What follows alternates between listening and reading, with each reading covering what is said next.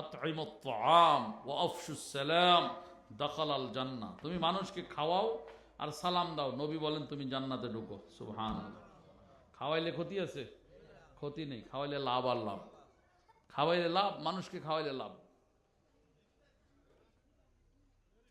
কিছু মৌলবী ফতুয়া বাইর করছে, এটা করা যাবে না, ওটা করা যাবে না, এটা খাওয়ানো যাবে না, এটা খাওয়ানো যাবে না। তো আমি দেখছি এসব মৌলবীদের একটা উদ্দেশ্য আছে, মানে আপনি খাওয়াইয়েন না কারণে, টাকাটা আমার মাদ্রাসায় দিয়ে দেন। কার মাদ্রাসায়? আমার মাদ্রাসায় বোর্ডিংয়ে দিয়ে দেন। উদ্দেশ্য খারাপ, কিন্তু কথা সত্য, মতলব খারাপ, মতলব ভালো না। আকিকার ছাগল আগে আত্মীয় স্বজনকে নিয়ে খাইতো আমাদের দেশে। আকিকার ছাগলের মূল হকদার হচ্ছে ভাই বোন, আত্মীয় স্বজন, পাড়াপড়শি।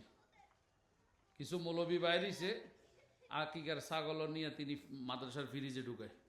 কিরে বেটা, মাদ্রাসা চালাইতে পারলে পারো, না পারলে মোতামিমগিরি বাদ দাও। আকিকা উসিলায়, মানে একটা ঘরে একটা নবজাতক এসেছে, তো নবজাতক আসলে এই উসিলায়, এই খুশিতে ওই ছেলের ফুফিরা কিন্তু বাড়িতে আসে বাতিজাকে দেখার জন্যে, খালারা আসে, এটা আনন্দ আর কি।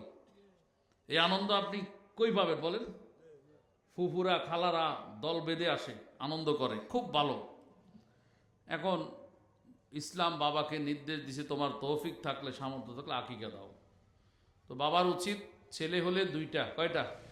মেয়ে হলে একটা ছাগল দিয়ে তিনি আকিকা করবেন।